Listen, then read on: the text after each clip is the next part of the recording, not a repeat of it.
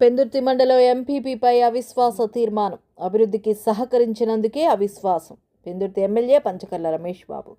MPP మదపాడ నాగమణిపై సోమవారం Visakha collector ఆఫీసులో పెందుర్తి శాసనసభ సభ్యులు పంచకర్ల రమేష్ బాబు ఆధ్వర్యంలో పెందుర్తి మండల పరిషత్ ఎంపీటీసీ సభ్యులు కలిసి అవిశ్వాస తీర్మానం పత్రాలను ఆర్డీఓ సుధాసాగర్కి ఇవ్వడం జరిగింది.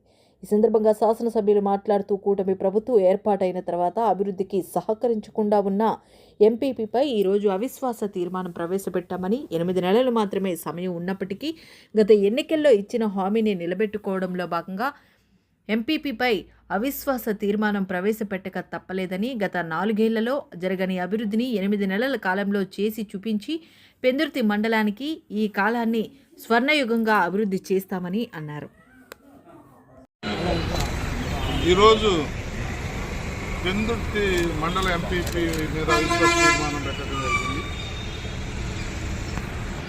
ఎందుకంటే గత 4 సంవత్సరాలు కూడా వాళ్ళ అధికారంలో ఉన్నప్పుడు కానీ, సంవత్సరంన్నర మేము అధికారంలోకి వచ్చినప్పుడు కానీ, సరే ఎంతకాలం 8 నెలలే కదా ఉంది ఊరుకున్నాం అనుకున్నప్పటికీ కూడా ప్రజాహిత పాలన అందించడంలో కానీ, అందరినీ కలుపుకెళ్ళటంలో కానీ వాళ్ళు ఫెయిల్ అయ్యారు.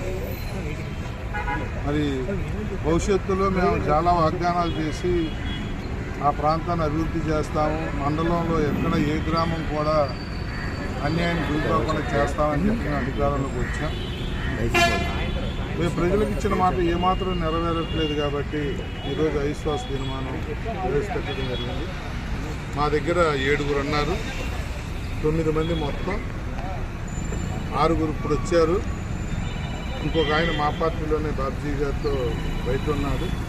ఇప్పుడే బాబ్జీ గారితో మాట్లాడాను. ఆయన లేటుగా వచ్చి 7 అవసరం లేకపోయినప్పటికీ కూడా మా బలం అనేది ఏంటో చూపించాలి కాబట్టి వారు కూడా తర్వాత సంతకం పెడతారు.